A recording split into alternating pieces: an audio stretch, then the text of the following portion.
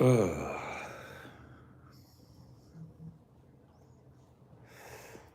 Flibberty gibbets.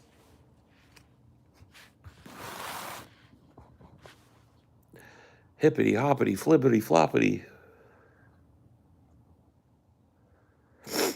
I mean log.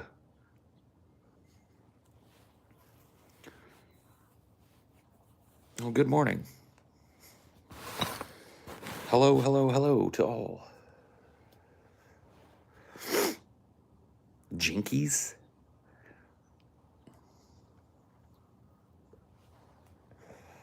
Hello from Bosnia and Herzegovina. Oh. Which one are you in? Or is there even a date anymore? Or is there a difference anymore? Or can you be in Bosnia and then you're like, oh, don't go over there. That's Herzegovina. You don't want to cross that street because the other side of that street is Herzegovina, bro. Or is it all just blended now? Is it all just one place? Is it like that's the name? It's like Bosnia and Herzegovina. And when you ask somebody like, where am I at? I'm in Bosnia and Herzegovina.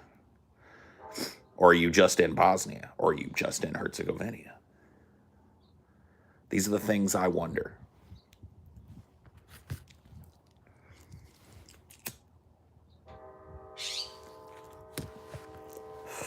A job interview on the phone today, another tomorrow, and the lawyer got back in touch. I don't know what the lawyer's about, but congrats on that. Yeah, the Scrub Jays are in the chat. Scrub Jays are...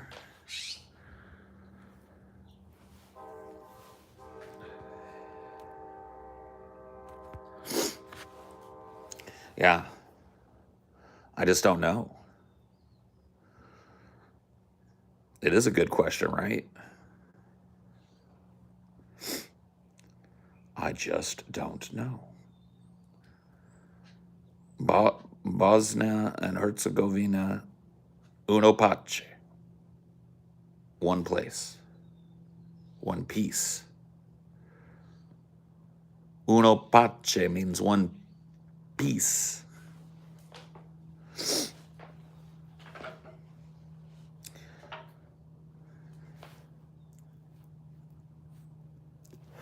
Just got done with the grease trap. Interesting to start the discussion on social media influences on human behavior. I don't know. I don't remember which grease trap we did that on, but yeah.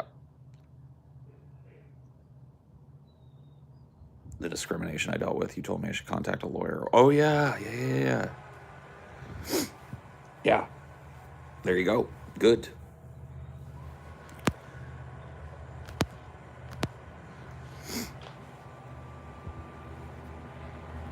Hair.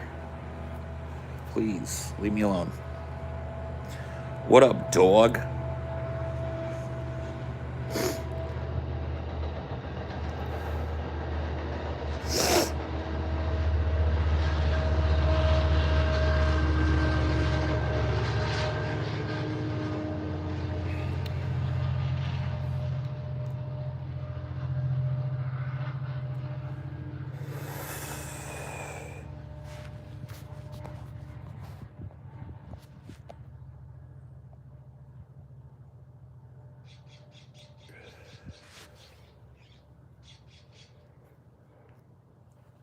Oh, man.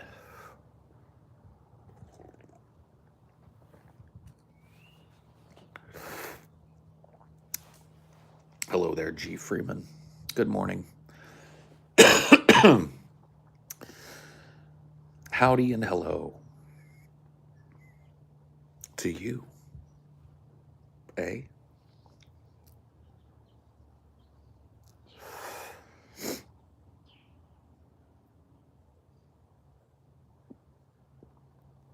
Yeah, they did release a Killer Instinct in 2016. Joe Pesci is underrated as a comedic actor. I don't think he's really all that underrated, man. Joe Pesci was a huge star forever.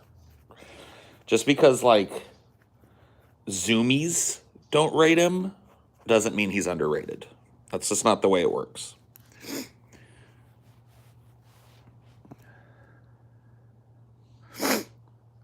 Yeah, Joe Pesci was like a huge star. Definitely rated very commensurate with his talent and ability. And nowadays, maybe not.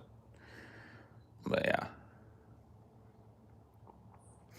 No, I remember Carlin saying that he worships Joe Pesci.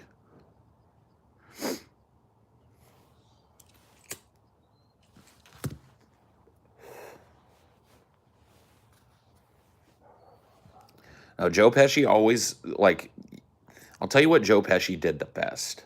He played guys, like, that didn't, like, maybe at a glance didn't look dangerous, and maybe at a glance looked like they were pretty gregarious and happy and jokey people, but that had a dark side. He did that really well. He played the, like, violent gangster with a smiling face really well.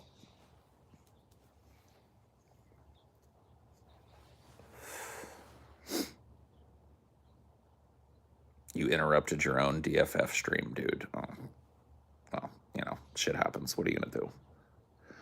I didn't interrupt anything. That's still happening, and you can go back and watch it later, or you can come back and watch this later, you see?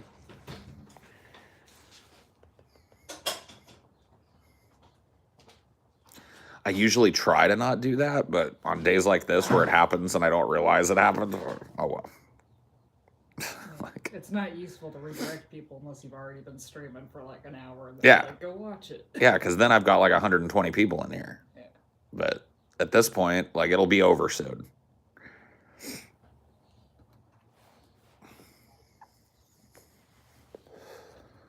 And then people can come here or not.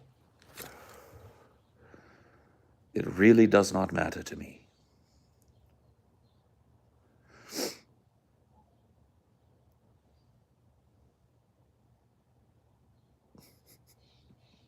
I wish I was a painter. Yeah. Oh, dying work. I would definitely paint him from the back. Yeah. Maybe from the side like that. Like the back and the side with his little head turned to the side. That's the dinosaur pose right there.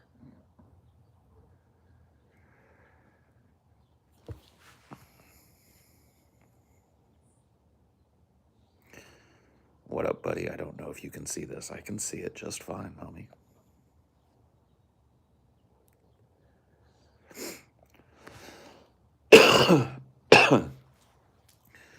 Why is it hard to make TJ laugh? I don't really think it is.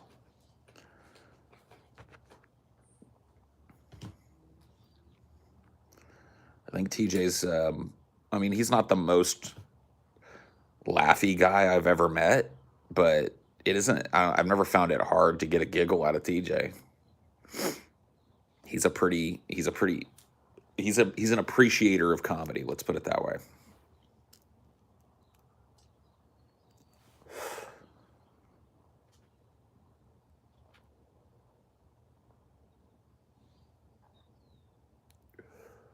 Staring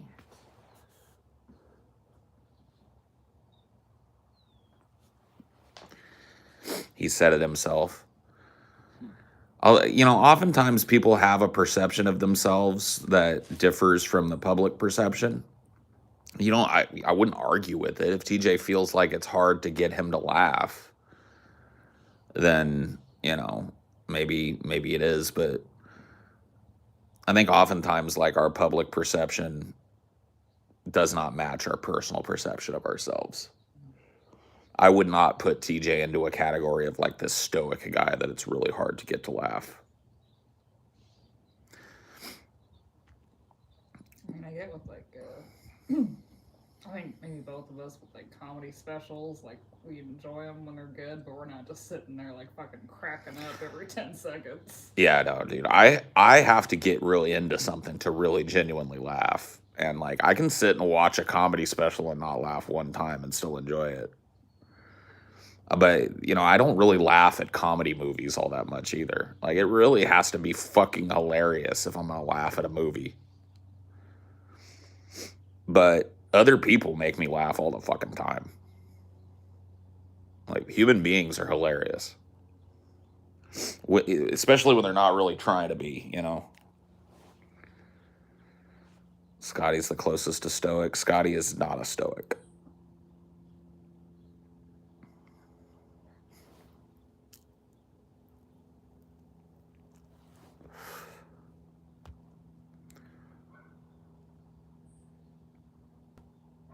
Yeah, Biden farting. But not just Biden farting, like thinking about Biden farting. Like I have to really like get into the details, and that's when it really starts getting funny to me. Thinking about the process and the reactions and the smell. Someone that can illustrate something for you that you can build on. Yeah. I once dated someone who thought it was weird when I would laugh in a room by myself. Like if I see or heard something funny, I cannot laugh. That's weird. Yeah, that's odd. Yeah, you're like looking at your phone at a meme or something. Yeah. Laugh it up, dude. There's far too little laughter in the goddamn world.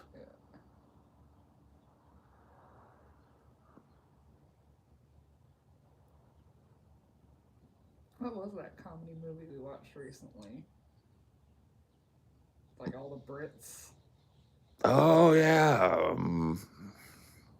James Gandolfini. I can't remember the name of it. Peter Capaldi. It had a bunch of people in it we knew, but Yeah. Let's see. I'll have to look up his filmography. that was a very British movie.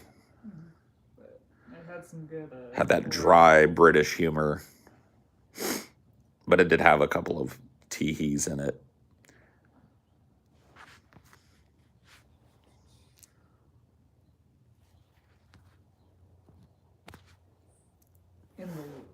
In the Loop. Yeah.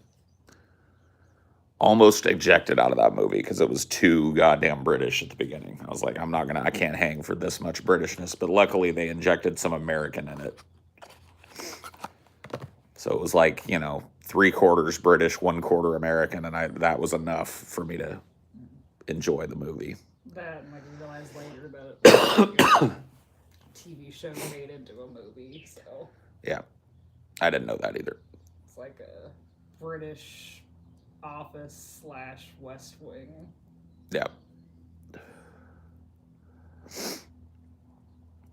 I really think the only person that makes traditionally super British shit that I find funny and interesting is Guy Ritchie. Mm-hmm.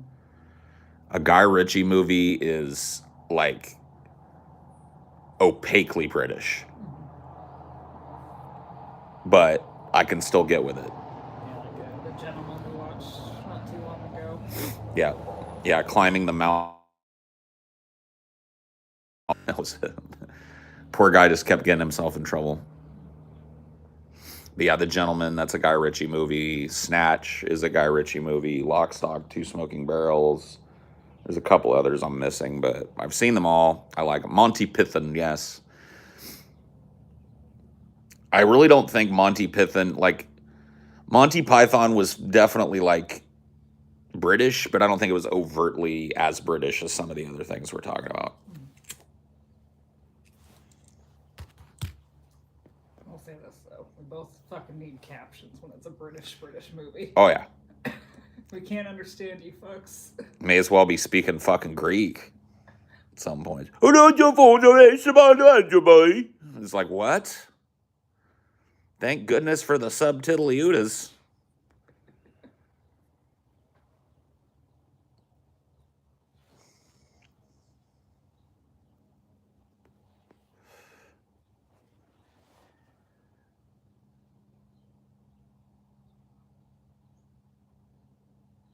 That's how you know it's a real British movie when it's not just the pompous British accent, but it's like... Yeah, the fucking, chimney sweep accent comes rolling out, and you're just like, oh, shit.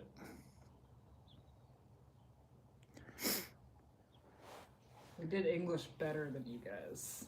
Yeah, we did. Make it clearer and easier to understand. Yeah, we have an accent. We have a plethora of accents that come from the United States, but only one of them, I think, is unintelligible as, some of the British accents. You get, a real fucking hillbilly person, and you might need some subtitles, too. I don't, because I grew up around it, but I could see that one being hard to understand. But, my accent, whatever little weird mix I've got of, my parents' country kind of accent and the generalized California accent, you hear the accent, but you can understand every fucking word I'm saying. There's no, what did he just say there? What was that? Some of you guys' accents are just like, oh, good fucking shit's supposed to be here. Those I need help with. Yeah, the hillbilly brogue. You got to know, like it's one of those things. It's like why you guys can understand the fucking Brits. It's why you guys can understand that shit. You grew up around it. You know what you're listening for. It's the same thing with them deep country accents down here. Cajun's like a special breed of hillbilly that you really got to be familiar with. Because they like to throw in these little bastardized French phrases and shit. Yeah.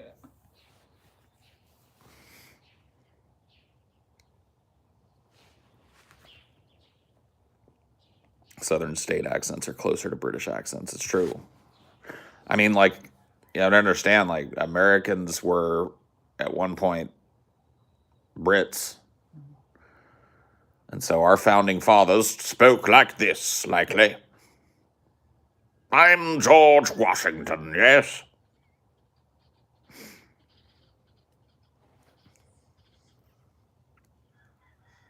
All the plebs went down south. Yep.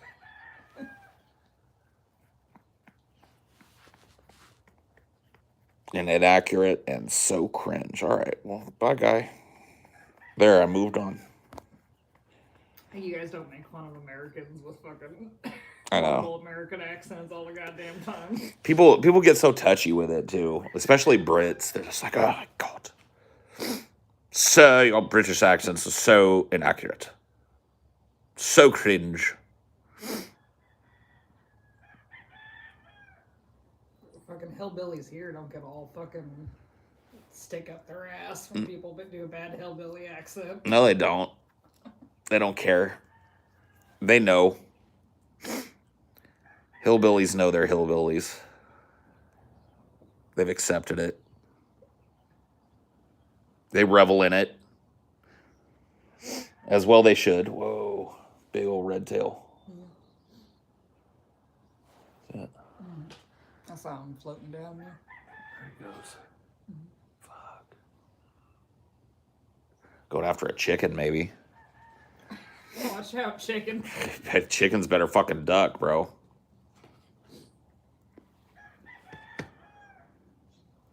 That motherfucker was hunting. And the roosters are not liking it. I guarantee you that's why the roosters are crowing, because that fucking hawk is around.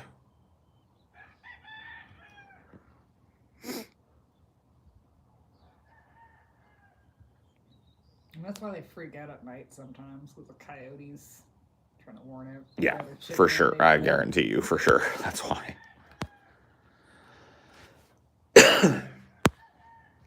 What do you think people have a right to demand? Why do people think they have a right to demand what content you make rather than a right to choose what content they consume? I don't know. I honestly just think it's like a self-aggrandizing thing. It's like if I can change what this person is doing with a derisive comment or something, then I've contributed to it in some way. And it's really like it's a new phenomenon, because typically you really couldn't do that. You were like, when it came to entertainment, you took what you were given. You know, they listened to audience sentiment for like these long running like old TV shows and stuff. Like, they wouldn't kill off a character just to do it, you know, if the audience loved it. So your general reaction to the content matters, but your personal fucking opinion about what should be done with a show, there was no way for that to even reach the people that wrote the show back in the day. And now you've actually got access to people that are doing the show, and everybody wants to be like, I'm a fucking producer.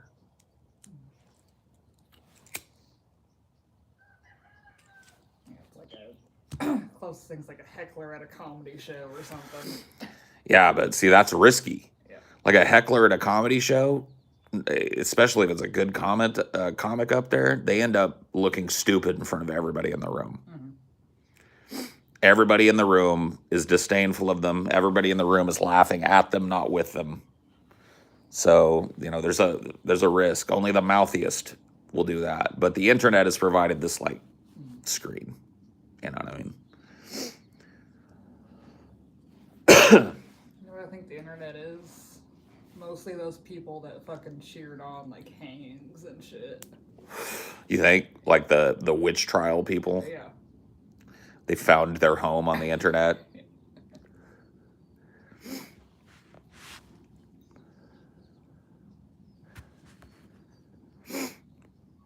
You wanted to watch SpongeBob, but it wasn't on. You had to wait.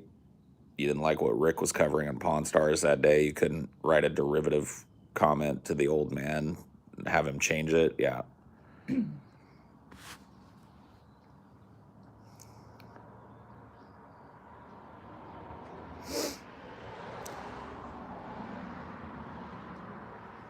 Very true. Or you had to put in effort and like do like a letter to the editor or whatever, and like actually write it out, mail it. Yeah.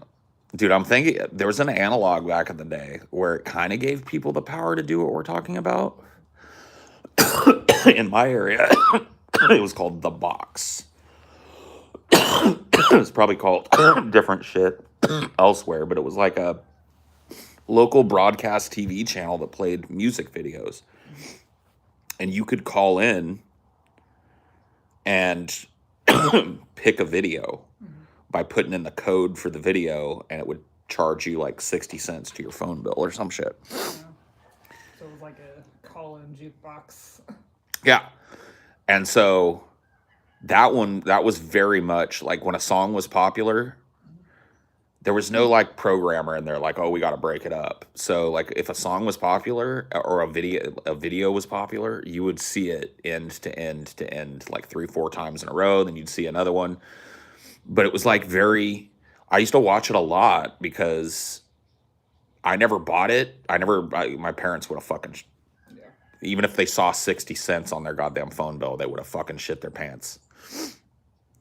Much less if they saw like, $10 or something over the month because I was ordering them thing. That would have been not good. So, but, like the popular videos and shit, there were people out there that were ordering them. And you could actually watch people input it. Like when there was somebody on the line that was ordering a thing, down at the bottom of it, there was like a live subtitle that would show what number they're entering. So like 635. So you would know like the numbers for certain songs. It was just an interesting thing, but there were people that would troll it. So it's like there would be like this run of really popular rap songs going, like people are just replaying Nothing But a G Thing or whatever the fuck, just playing it. And then somebody would pick like the most fucking cheesy country song ever. And it was like nobody was actually trying to listen to that song. So even back then, people were trolling. Sons of bitches. I wonder if that's where the first Rickroll happened. Maybe. I don't know. You could have ordered Rick Astley like 9 times. I never saw it. It was a little before his time, maybe. Maybe. Yeah.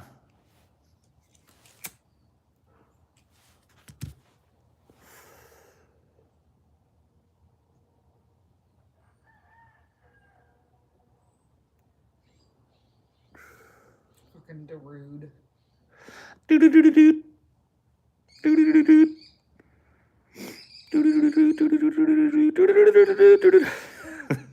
No. Yeah, people would troll it. They would like break up the big rap block or whatever with like God's Greatest Gift is Unanswered Prayers by Conway Twitty or whatever the fuck. It's just like Have you ever had a mouse problem anywhere you lived? No, not really. Not that rat, though. Had a rat that lived in the house in Louisiana that we all lived in together.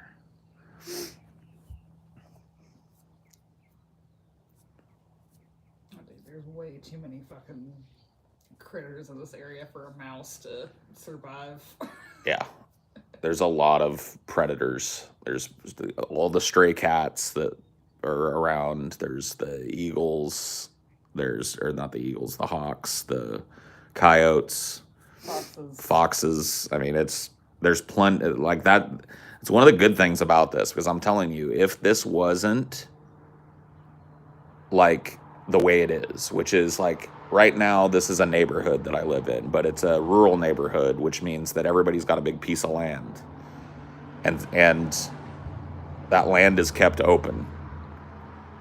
And these little animals, foxes, coyotes, hawks, and stuff, they can come and go and hunt on your land. And that's the reason why this house isn't crawling with mice. Guaranteed. I mean, honestly, it's probably good we're getting out, because, like, they're building all these houses. This neighborhood's about to be unfriendly to all these critters. It's going to get less friendly. I mean, every one of these houses that they build represents a couple of acres of land that disappeared. That was functionally huntable land. And so, yeah. Mice are going to start being a problem out here. I get the feeling that people are going to start parceling these lots out. The lot that we live on is parceled for 2 homes, which means that you could sell half of this to somebody if you wanted to and put a house on it. And they could you could have a neighbor right there. People are going to start doing that. The more that happens, the more there's going to be fucking rats, mice, every kind of goddamn thing that you can think of out here. Right now, there's like a semi-functional ecosystem. I can see wild animals hunting any time of the day where I'm at. There's a red-tailed hawk right there.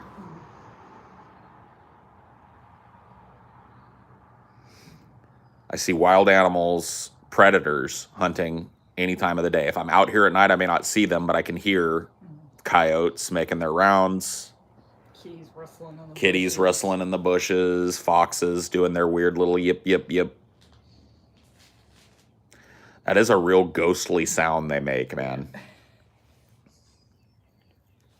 Yeah, I mean, as they develop it more, though, these people better get some fucking mouse traps.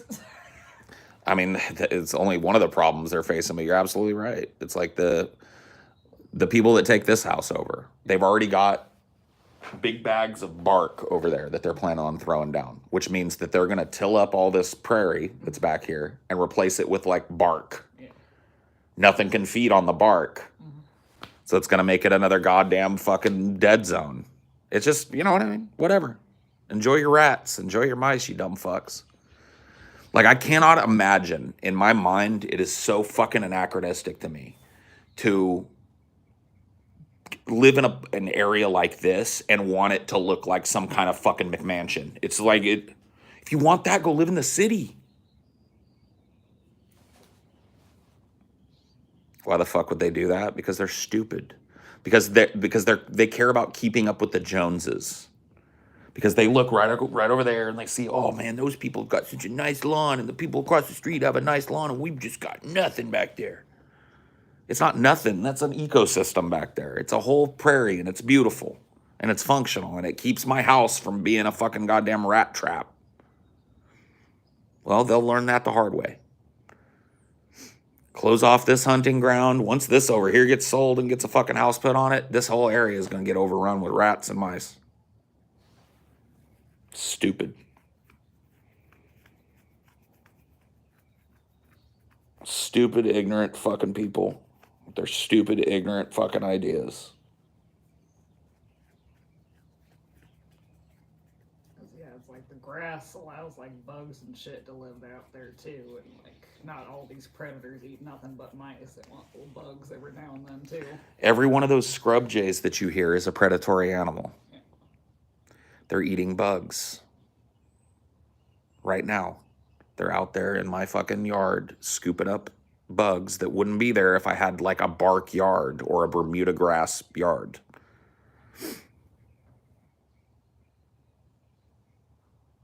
People just, I don't know, they fucking drive me nuts.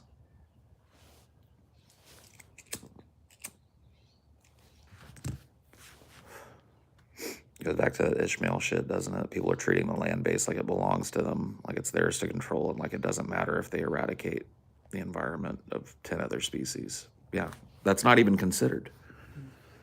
That's not even considered out here. Really, the only problem we had was like cockroaches, but the kind of cockroaches we had, they're whatever. They're wood roaches. Yeah. So they're the type of cockroaches that don't want to live in your house. They might, like, one might bumble in here and there, but they feed on bark and dying wood and dead wood and shit. Which We're is about to get a lot more cockroaches with that yeah, bark. yeah, for sure.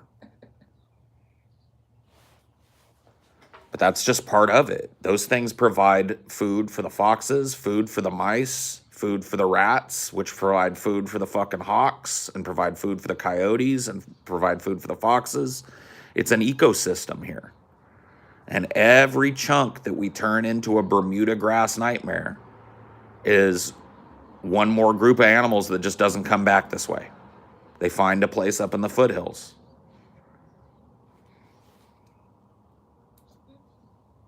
There's our unintentional revenge. We're gonna have a cockroach problem. We're gonna have a mouse problem. Yeah. Yeah, wood roaches would be a problem if your house has a bunch of rotting wood on it and shit. But I don't think, I mean, there's some wood that needs some work, but not enough for us to have a roach problem.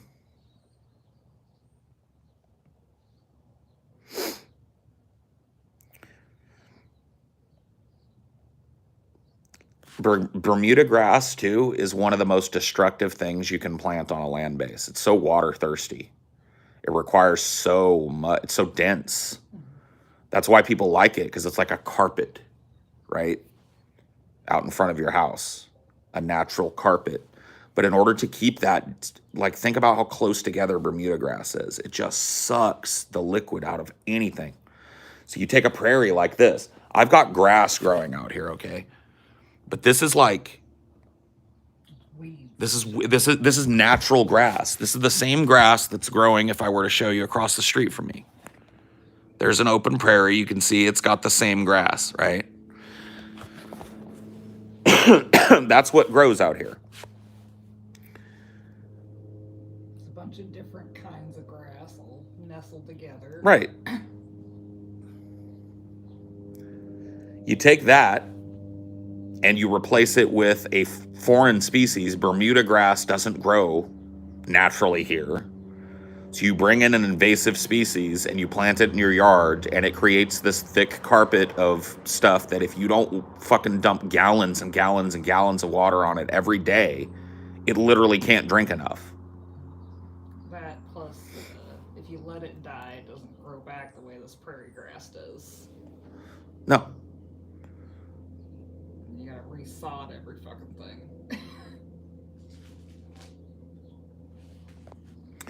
People want to know how bad the Central Valley drought is. By the way, I watched the streams from June and July where Paul showed his backyard and being completely brown and dead. Yep. But it's better than fucking trying to keep it alive. Well, that's naturally what this kind of thing does during the dry season, right? And so the animals didn't die off. In fact, it was during those months that we saw the kit foxes.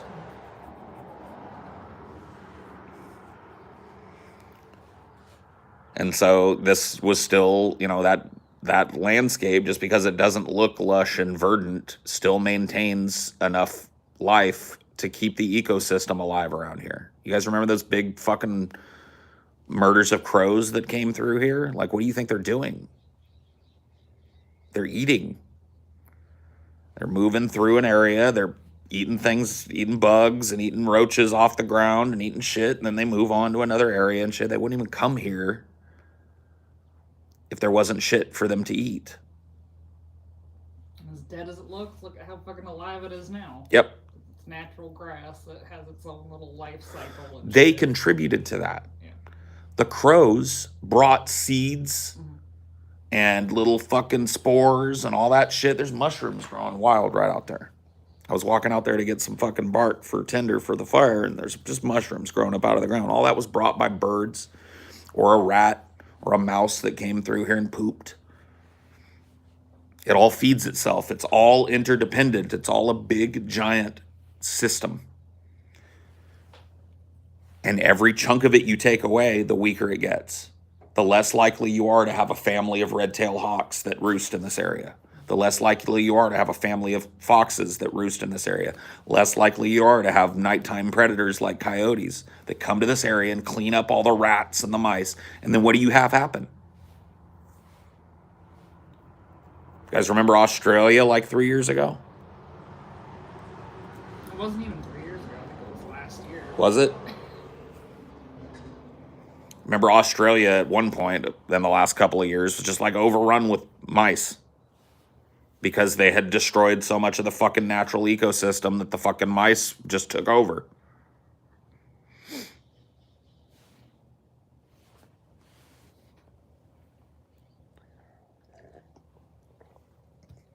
These people out here sow their own fucking poison.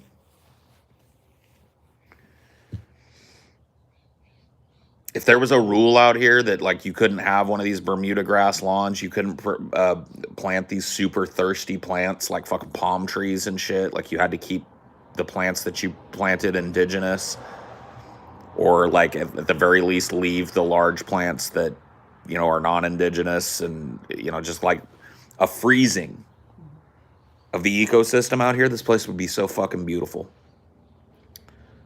So functional. People could live amongst it and it wouldn't be that destructive. But it's the fact that not only is there a house built, but then there's like acres and acres of fucking prairie tilled under and covered in bark. Or tilled under and covered in fucking Bermuda grass.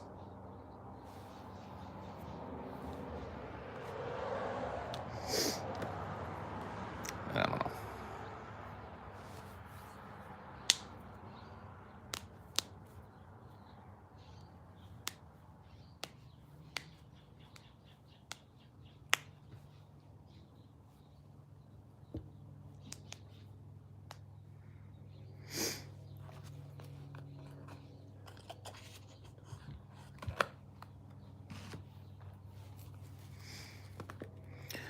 I don't know. Let me get you another one. Yes, please. Clean up the pile. Yeah.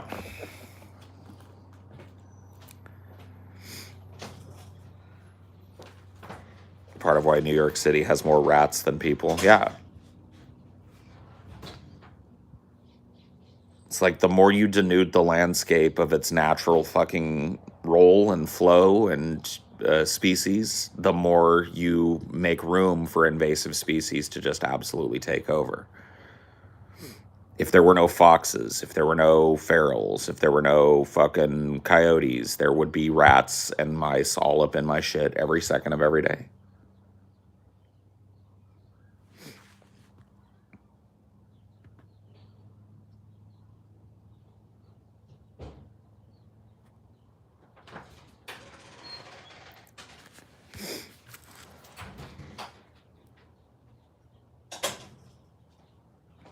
What a nightmare. It's like deer in some areas. Like deer are basically giant rats. Yeah. As cute and majestic as a deer is, what we've functionally done is, in order to protect our livestock and our pets and shit, we basically killed the natural wolf and bear population of the United States. Well, one of the consequences of that is that there are no large predators taking down deer, which means that deer will literally breed to the point where they starve themselves out, where they're like literal, like if you don't cull them, i.e. do what the wolves and the bears used to do, then they just eat everything in the forest. Run into they just like herd into the road.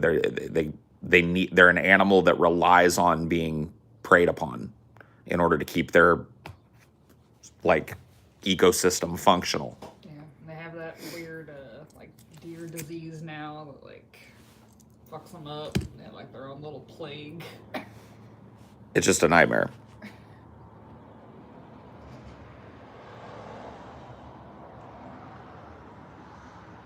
Yeah. I mean, like, the cost of you having a supermarket that you can go into that has everything you could ever want in it is that a piece of landscape that was once a functional ecosystem was destroyed. And all of from the top to the bottom, all of the predators were killed and hunted to protect the land and the livestock or whatever it is. And now we've literally got like, we pretty much know every grizzly bear that lives in the United States. Tagged and Yep. all that shit. Yeah. We track pretty much every grizzly that lives in the United States. We know each one of them. They have a name and shit. There are that few of them. But yeah, I used to like kind of be adverse to like people hunting deer and stuff, but it's like it's either that or fucking they're just everywhere. Yeah, I mean, like it's our duty to do it, in my opinion. We have fucked up their environment to the point where they'll literally suffer their whole lives if we don't cull them. So yeah, it sucks, but had we just left shit alone, that wouldn't be a problem.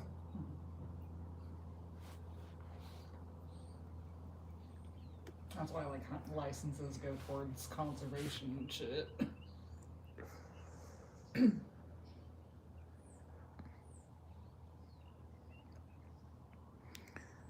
Well, yeah, monoculture kills everything. It kills the trees, it kills the little insects, it kills the big birds, it kills the giant predators, it kills anything.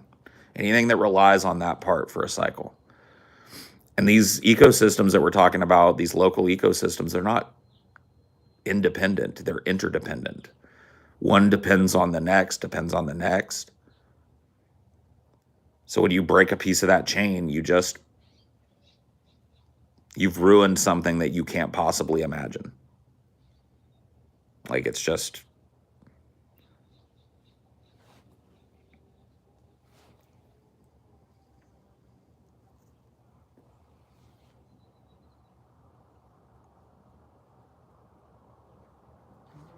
Instead of clear cutting forests, we should start clear cutting buildings. Yeah. Like all those abandoned buildings in like Detroit and shit. Just. I don't think there's enough wood and timber in these, but yeah, we need to come up with some kind of way to reuse things. I don't mean like rebuilds the buildings. I just mean like clear cut all the abandoned buildings and then like make a green space or whatever. Yeah, I mean, that would be good. That would definitely be good. The sad truth of it is, though, is that would displace a lot of the homeless population. A lot of people live in those like kind of fucking rundown, abandoned neighborhoods and shit, and squat. Be like bringing a bulldozer in.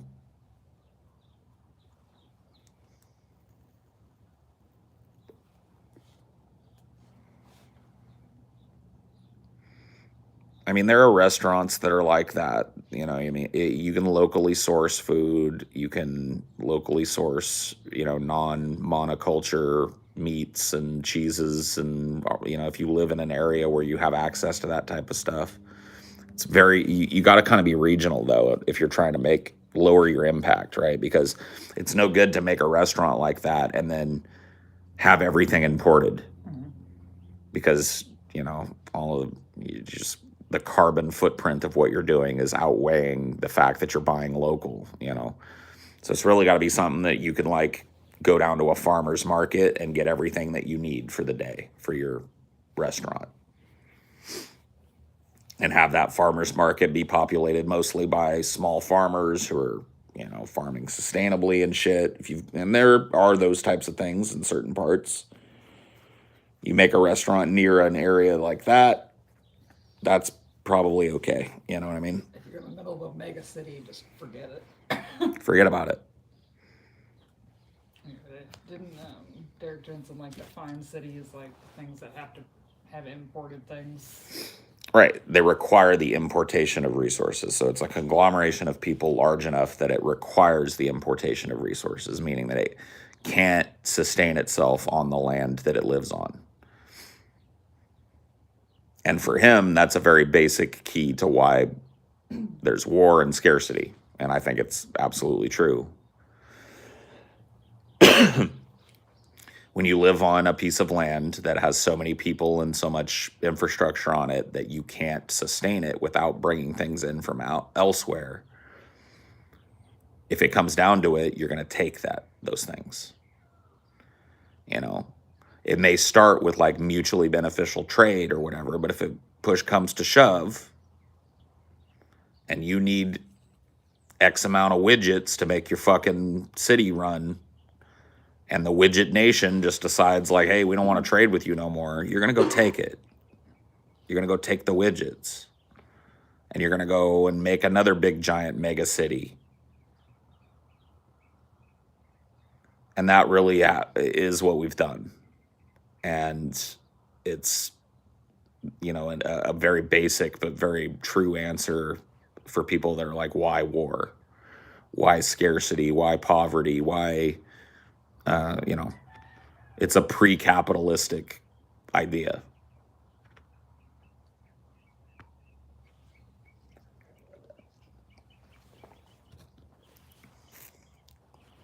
In fact, I think I would say it's the fundamental basis of capitalism. It's the root. But people don't like that because what it means is we've got to stop living that way. Which the majority of the population lives that way. Right. So how do we do that?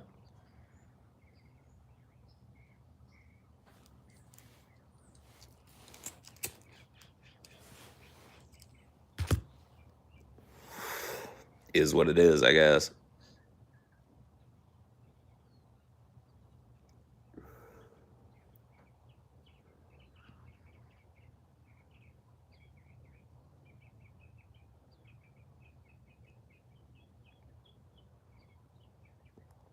It kind of gives you a key to like understand like some of the conservative mindset too.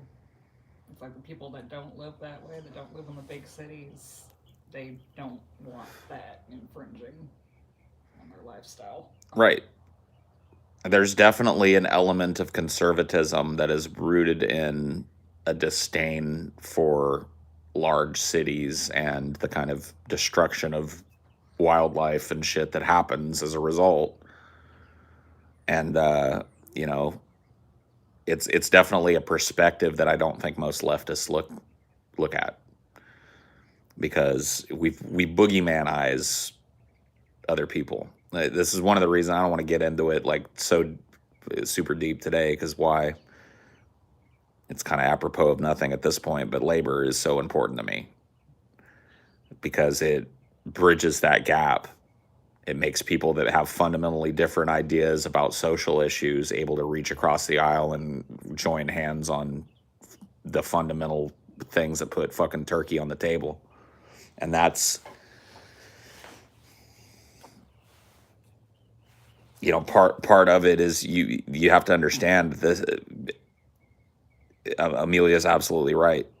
People in these more rural areas are looking at these giant cities. They drive into them. They see the horrible problems, social ills that come with these cities, the environmental degradation that comes with them, the smog that hangs over them and blows into everything else, you know, and they don't want everything to turn into that.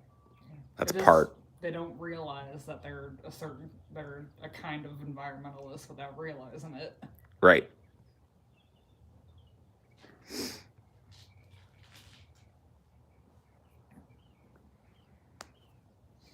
Or a conservationist, I guess, would be a better term.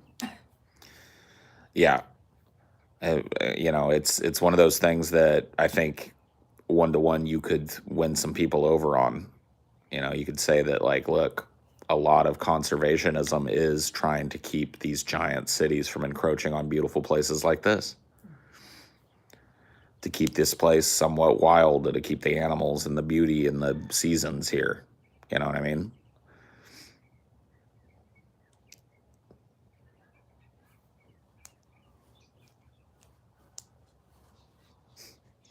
Thank thee. What was Birdie's up to today? Eating the bubbles.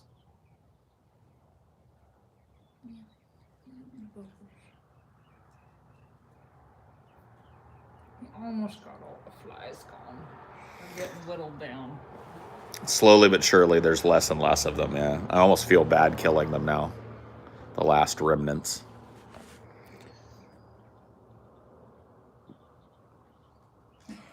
Fucking fly graveyard. Yep. You wanna go in?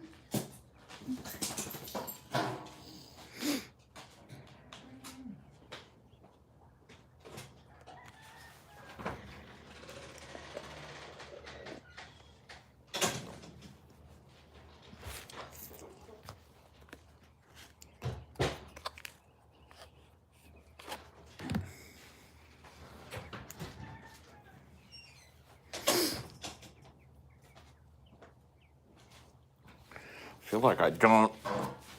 Yeah, it's starting to heat up a little bit. I don't need all of the implements of warmth right now. I'm gonna leave the hat and I'm gonna kill the big poofy jacket for now. Oh, that's kind of nice too. It's cushiony. Yeah. It's still crisp, but starting to get warmer.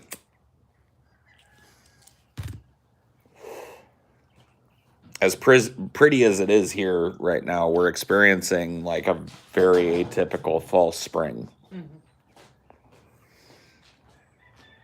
So rather than moving directly into a winter season, this area goes through a prolonged, warmer mock spring, basically. Whereas when I was growing up, it would be like by this time, Like in the 40s. it would be freezing every night. Yeah.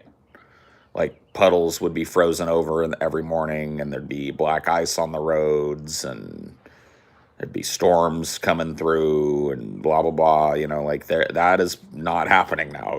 It's idyllic and it's beautiful, but what we're getting is basically a false spring. And that's fucking up the ecosystem because their fucking little systems are like, oh, it's not winter yet? Yeah, yeah.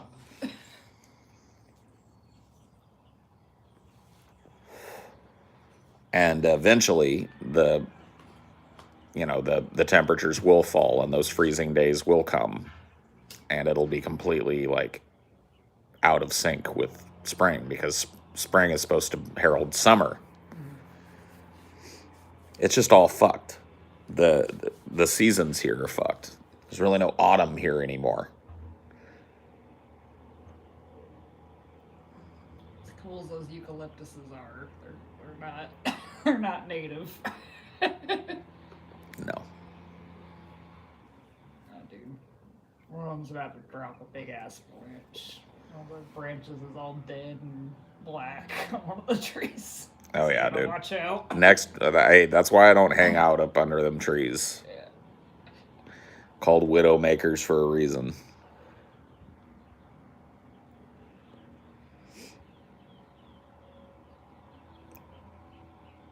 If I hear a crack while I'm out there like collecting firewood or something, I'm just gonna go prone, man. Just gonna fucking duck and cover. Dive as far as I can and duck and cover.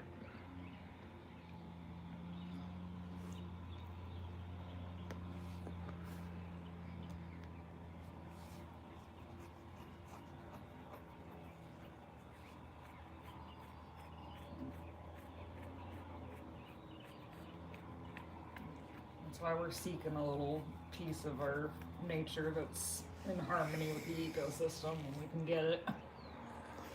Yep. You know, that's what, like, within this system, that's one of the only things I think that we can do is to try and get a piece of land and preserve it. Keep it from being swallowed up by a bunch of other houses, and, you know, keep it wild and natural.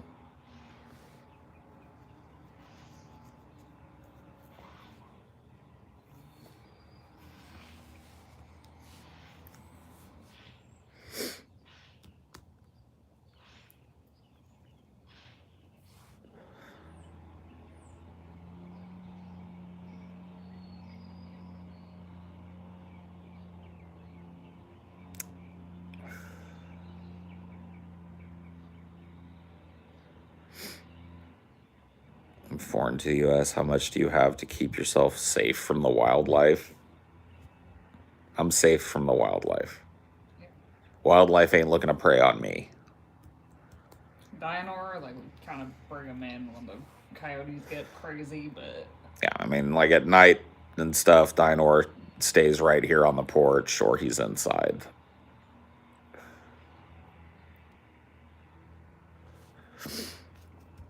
All right, I'm out of here. Bye.